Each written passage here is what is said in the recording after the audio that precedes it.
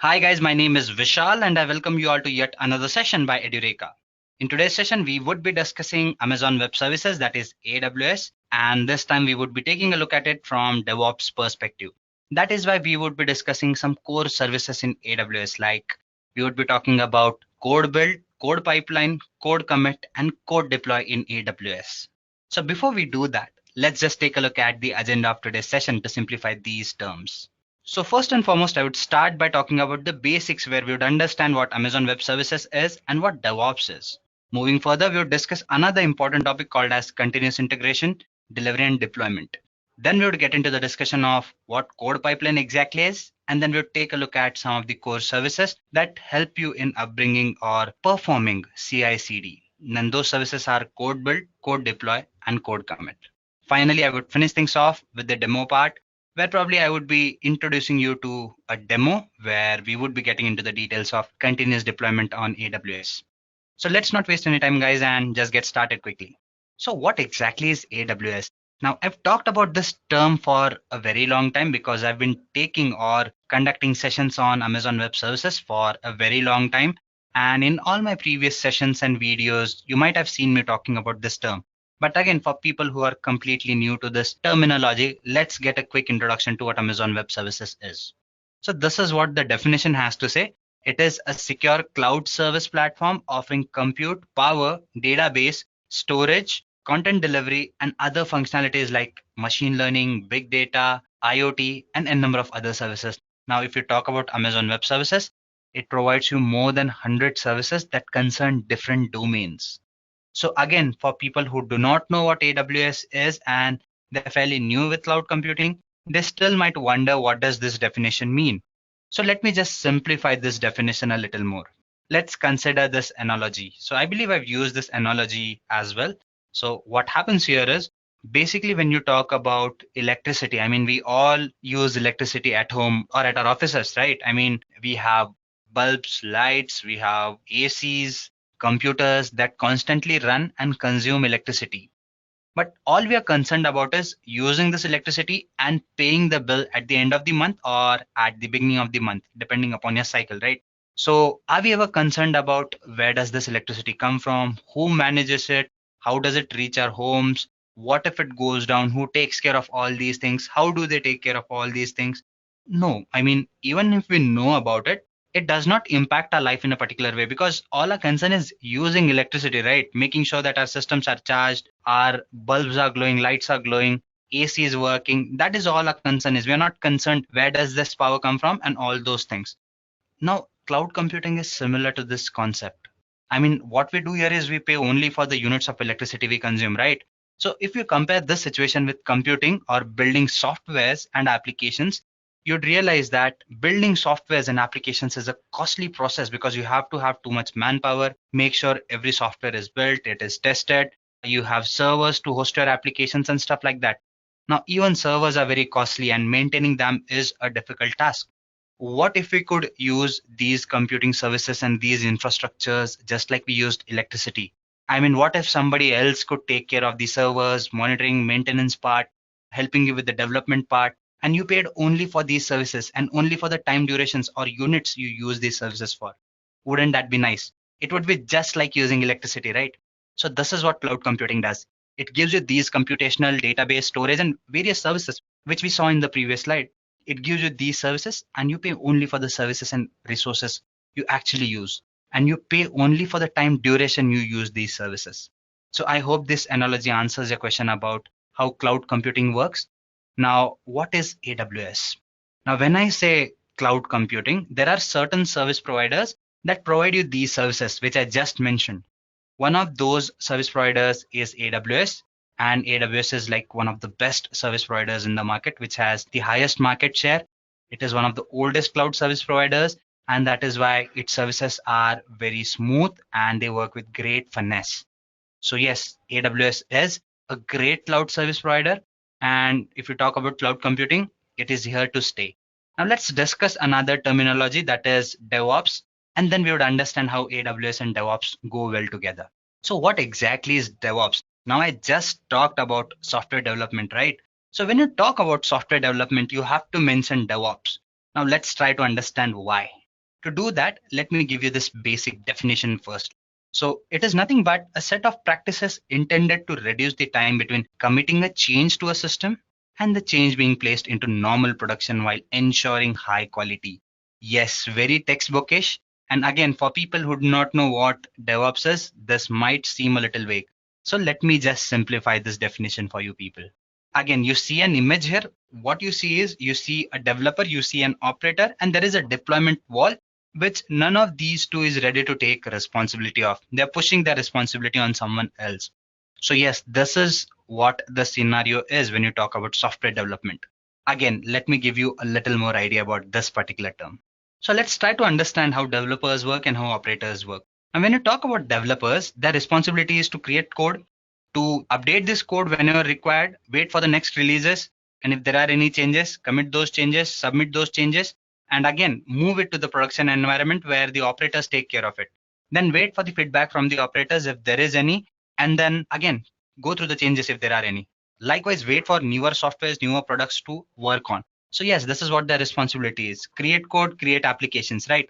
So what happens here is when you do create a software, so there are constant releases that you need to focus on. We all know that every now and then you'd be getting a Windows update or your mobile phone update saying that, okay, you have a new operating system, new release, new version, update it. So this is how the technology is working. Everything gets updated every now and then. So the reason this is happening is people want to stay competitive in the market, the software companies at least, and they want to ensure that their product has the latest features.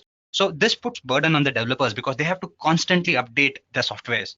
Now, once they update a particular software, it has to go and work in the production environment.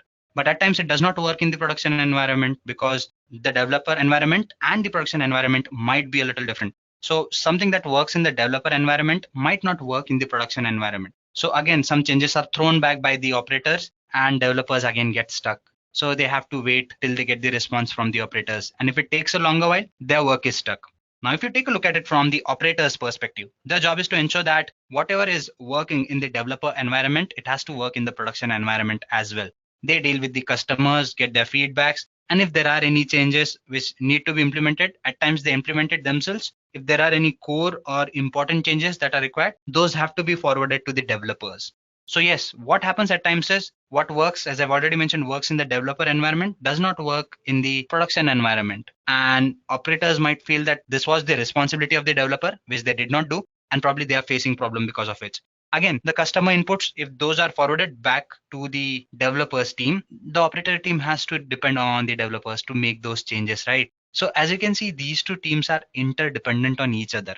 And at times they feel that somebody else's work, the developers' work is pushed upon the administrators, or the developers feel that the administrators' team's work is pushed upon their side.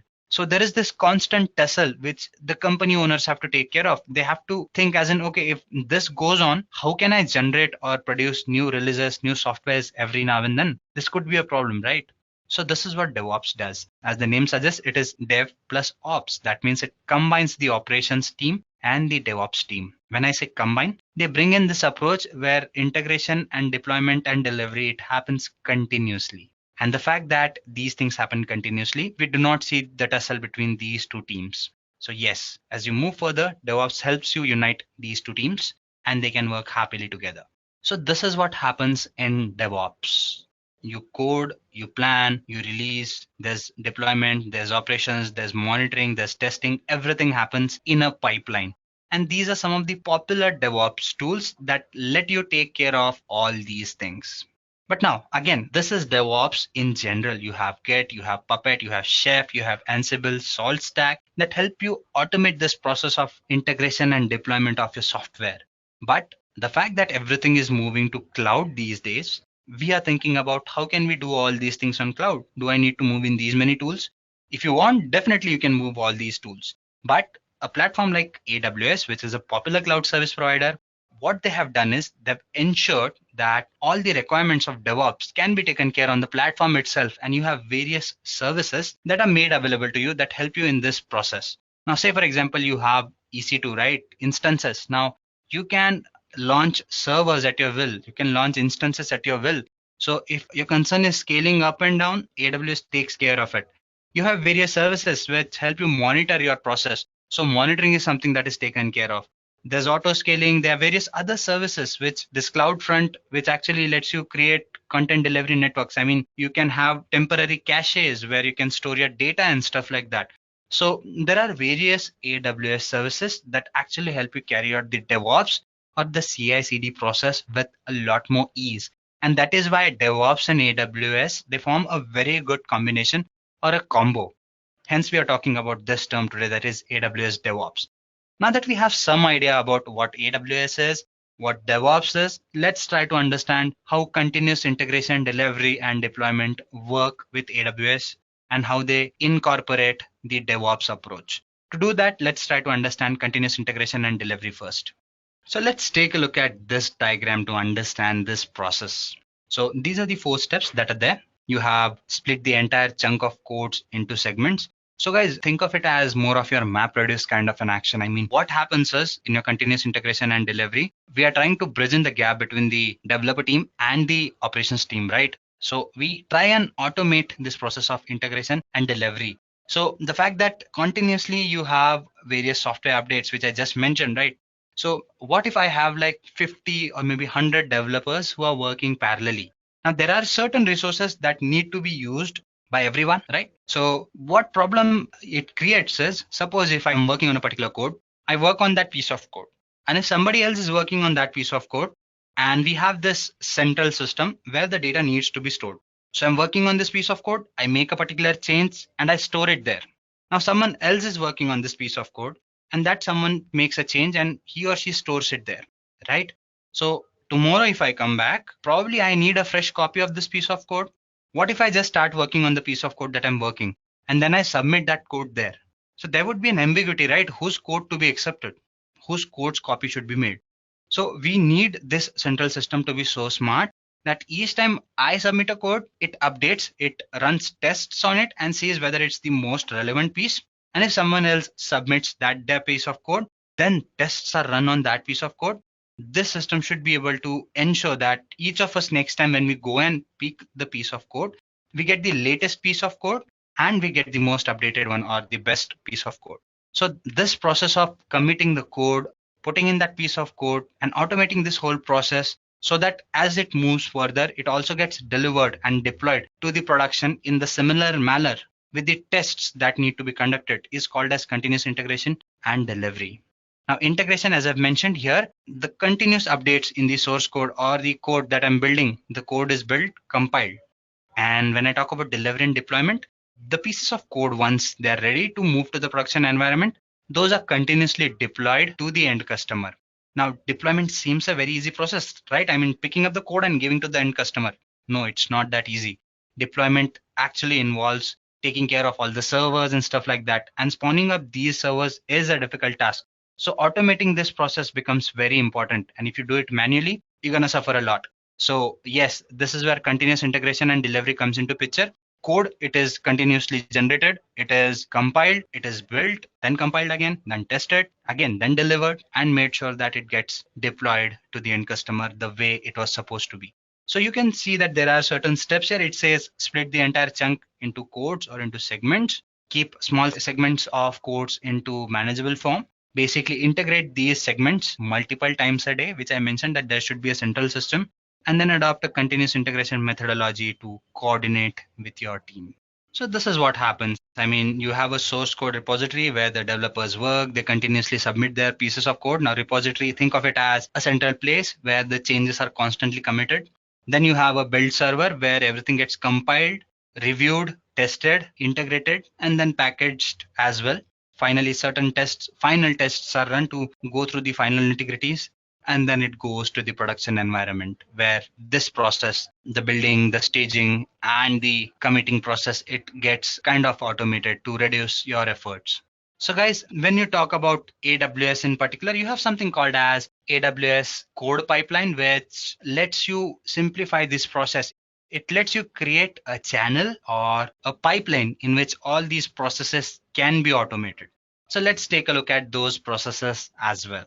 First, let's get through the definition part. Let's see what it has to say. I would be blankly reading this thing and then probably we'd be having the explanation part that follows. So as the definition says, it is a code pipeline which is nothing but a continuous delivery service. We talked about continuous delivery already.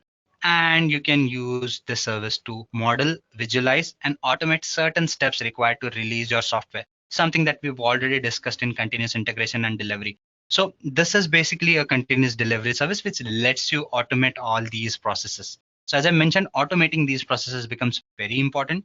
So once you do use this service, these are some of the features it provides you. It lets you monitor your processes in real time, which becomes very important because we are talking about deploying softwares at a greater pace. So if this can happen at real time, I mean, if there is any change and if it is committed right away, probably you're saving a lot of time, right? You ensure consistent release process. Yes, as I've told you, deploying servers is a difficult task and time consuming task. If this can be automated, a lot of effort is saved. Speed up delivery while improving quality. Yes, we've talked about this as well. And view pipeline history details. Monitoring becomes very important, guys. So what CodePipeline does is actually it lets you take a look at all the processes that are happening. I mean, if your application is built, it goes to the source, then it moves to the deployment. All these processes can be tracked in the pipeline. You get constant updates as in, okay, this happened at this stage. If anything failed, you can detect as in, okay, this is the stage where it is failing, maybe stage number 3, stage number 4. And accordingly, you can edit the stuff that has happened at that stage only. So viewing the pipeline history details actually helps a lot. And this is where CodePipeline comes into picture. So this is what the architecture of CodePipeline looks like. It's fairly simple. Guys, so some of this might seem a little repetitive to you people because the concepts are similar. The concepts which we discussed, those can be implemented by using CodePipeline. So yes, I've talked about these things, but let's try to understand how the architecture works. And we'll be using some other terms and discuss some terms in the future slides as well, which we've already talked about. But each of these services, they do this task a little differently or help you automate these processes. Hence the discussion. So let's see to how much level can we keep it unique, and let's go ahead with this discussion as well. So let's see how the code pipeline works. Basically, there are developers, as I've already mentioned, these developers would be working on various pieces of codes. So you have continuous changes and fixes that need to be uploaded. So you have various services. One of them is CodeCommit, which lets you have an initial source management system kind of a thing, which lets you basically take care of repositories and stuff like that. So it lets you directly connect with Git. I would be talking about Git, what Git is, but for people who know what Git is, if you have to manage your Git repositories, you have a service called as CodeCommit. So this is what happens if there are any changes, those go to the source, your developers can commit those changes there, and then it goes into the build stage. This is where all the development happens. Your source code is compiled and it is tested. Then it goes to the staging phase where it is deployed and tested. Now, when I say tested, these are some final tests that have to be implemented before the code gets deployed. Then it has to be approved manually. It has to be checked manually whether everything is in place. And finally, the code is deployed to the public servers where customers can use it. Again, if they have any changes, as I've mentioned, those can be readily taken from them and it goes back again to the developers and the cycle continues so that there is continuous deployment of code. This is another look at it. It is very simple, but this is more from AWS perspective. So if there are any changes that developers commit, those go to the source. Now your data is stored in a container called as S3, that is simple storage service in the form of objects. So if there is any change that has to happen, the data is either fetched from the storage container, which is S3, and the changes are built. And then again, a copy of it is maintained in the form of zip. As you can see here, there are continuous changes that are happening and those get stored in the S3 bucket. Now S3 should preferably be on the region or in the place where your pipeline is. That helps you carry out the process of continuous integration and delivery with ease.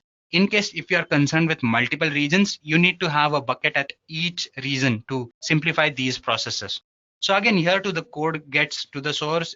It is probably submitted to the build stage where the changes happen. A copy is maintained at S3 and then it goes to the staging. Again, a copy is maintained and then it gets deployed. So this is how the code pipeline works. And to actually go ahead and implement all the actions of code pipeline, you have a service or these services, that is your code deploy, build, and code commit in AWS. So these services actually help you carry out some or most of these processes that are there. Let's take a look at those services and understand what do they do.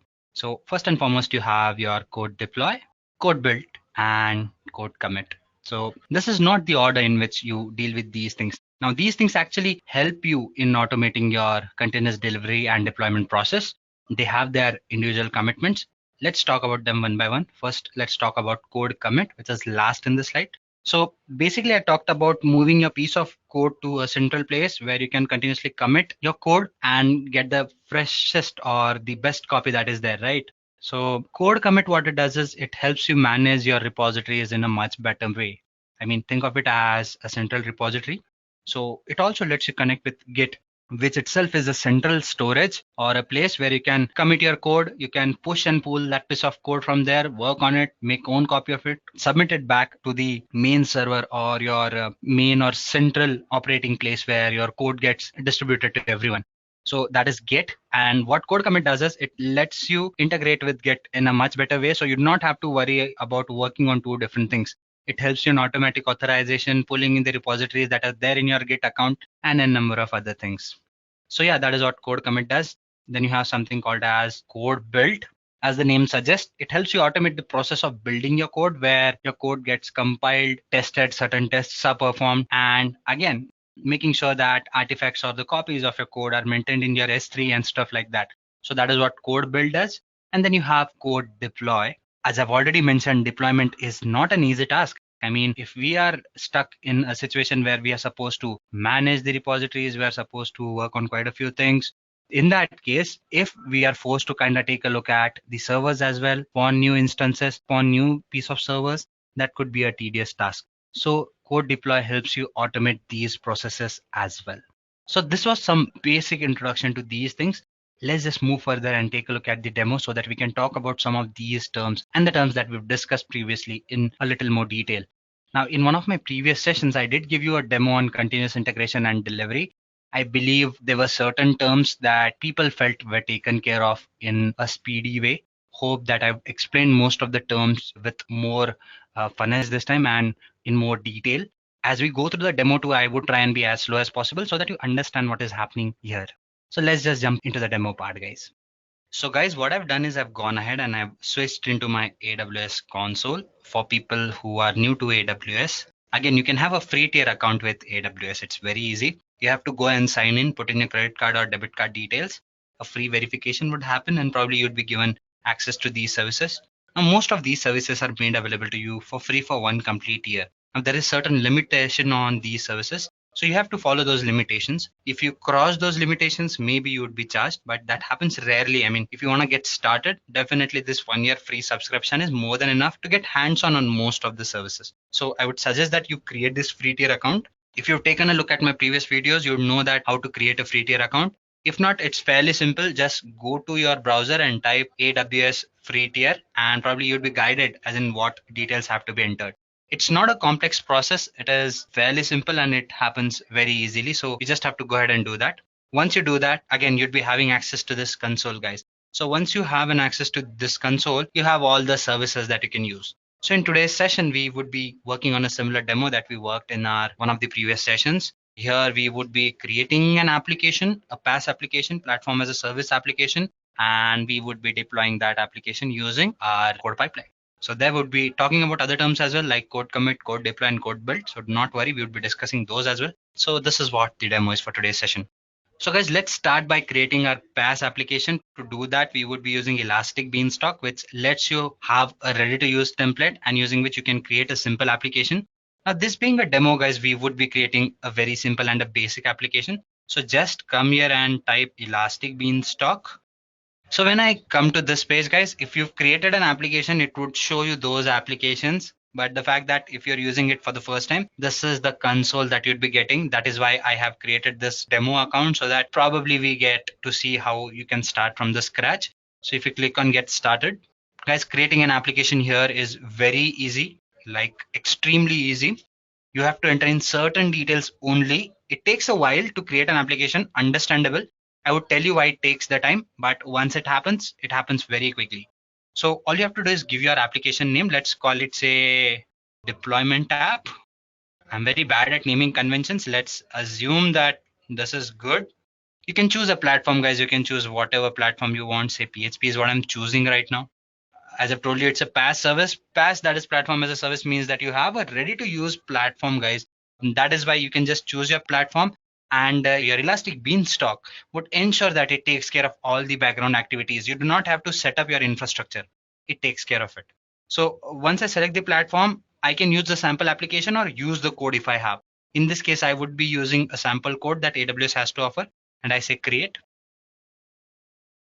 There you go, guys. This thing is creating my application. So whatever is happening here, it shows that these are the processes. Now it is creating a bucket to store all the data and stuff like that. So it would take care of all these things, guys. It might take a couple of minutes. So meanwhile, let's just go ahead and do something else. Let me just open AWS console again somewhere else. I hope it does not ask me to sign in again. I've already signed in. So meanwhile, that application gets created. Let me just go ahead and create a pipeline, guys. So code pipeline again. It's fairly simple, guys. What happens here is very easy. I just go ahead and put in certain details here as well, and my pipeline would be created. So do you want to use the new environment or want to stick to the old one? You can click on old, right? And you can go back and create it the way it was done, or you can use the previous environment. I'm going to stick with that. I was very comfortable with that. So let's just stick with it. If you want, you can use the new interface. There's not a lot of difference, certain little or minor differences. So you can just come here and add in the name of the pipeline that you want to create, say demo pipeline. I say next. Source provider. Guys, I would be using GitHub here because I want to basically pick up a repository from GitHub that helps me in deployment. So I need to connect to GitHub for that. It would ask me to authorize. If you have an account, you can always do that so that it can basically bring in all the repositories that you have. So just say authorize. If not, you'll have to sign in once. So my account has been added here, guys. Repository, I need to pick a repository. This is the repository that I would be picking. Do not worry, I would be sharing this piece of code. Or else what you can do is you can just go to GitHub and type AWS CodePipeline S3 CodeDeploy Linux. Now it is a repository given to you by AWS. If you take a look at it and if you type it just the way it is named here from AWS, you should get that repository in GitHub. You just have to go ahead and fork it into your GitHub account, and probably you'd be able to import that repository directly. You can see that repository has been forked here into my GitHub account. You just type the name here, this name, search it, and probably there would be an option here, fork. I forked it, so it does not activate this option for me. In your case, it would be activated. You have to just click on it and the repository would be forked into your account. So I'm getting or importing a fork from my GitHub. I've authorized my account, and then I can just go ahead and do the stuff. Branch, master branch, yes. And just do the next step. Build provider, no build here. I don't have anything major to build, so I don't need to go ahead and provide a build provider. You can use CodeBuild, right? Guys, if you want to move or basically deploy your code to EC2 instances, you can use CodeBuild if you want. In this case, I have an application in which I have an EC2 instance and stuff like that. So I don't need to go ahead and do any building stuff, hence no build for me. So I say next, deployment provider. In this case, my deployment provider would be my EBS. So we have that option. Yes, select EBS, Elastic Beanstalk, not EBS. EBS stands for Elastic Block Storage. That is a different thing, guys. Elastic Beanstalk, make sure you do that. Application name, deployment app was the name, right? Yep. And the environment. This is the environment. It creates the environment on its own. I believe that it has created the environment. It says it is starting. I hope the environment has been created. So guys, let's just see whether our application is up and running so that probably I can pass in the details. Yes, the application has been created, guys. So let's just go back and select this. Say next. Now create an IAM role is what it is saying. So let's say sample. Okay, guys. So what happens normally is an IAM user gets created each time you create a role. So in this case, it is asking me to create one. It's access, create a new IAM role, AWS CodePipeline, and I say allow. Successful. So a role has been created. Next step. Now it gives me the details, guys. Basically, it would tell me what are the stuff that I've done. So everything is here. I don't think I need to cross check it. You might just cross check the stuff that has happened and say create a pipeline. So guys, the pipeline has been created here. As you can see, these are the stages that have happened. If you want, you can just go ahead and say release a change. Now these things are happening, guys, and let's hope the deployment also happens successfully. We've just created an IAM user. Let's see whether it falls in place. Everything is in place. As far as the source part is concerned, it has succeeded. And now the deployment is in progress. So it might take a while.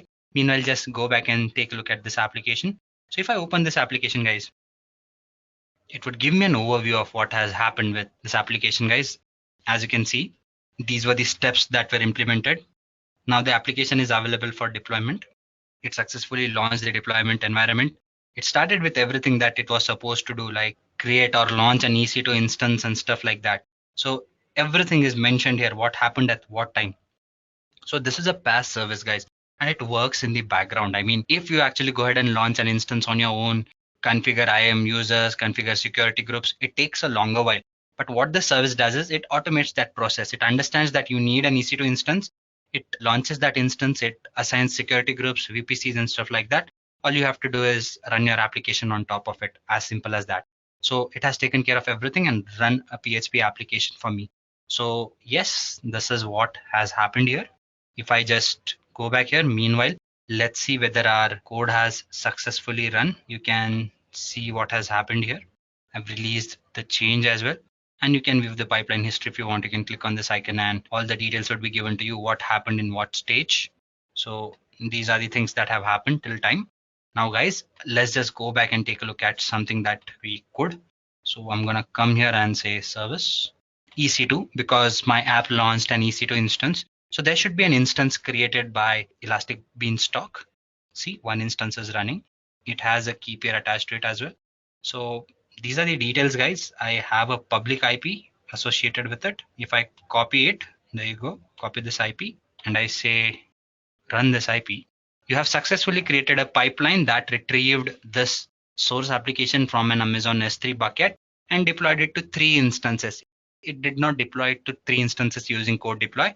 It deployed it to only 1 instance. You see this message that it deployed it to 3 instances is because the code or the repository that I used, it was supposed to deploy it to different instances if there are multiple instances, and hence this message would have made more sense then. But the fact that we've deployed it to only one EC2 instance, it should actually display that message. So the message that you're supposed to give, you can actually come back here and make change to the piece of code that you worked on. If you go to the readme md file, I think this is where the piece of code is. There you go. Okay, no, not here. Okay, where is that file that needs to be edited? Let me just take a look at some other files as well.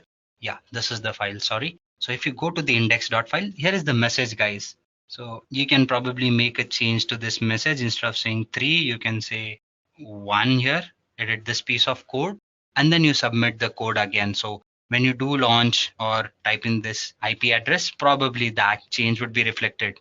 So guys, what we've done is we've actually gone ahead and created a pipeline successfully.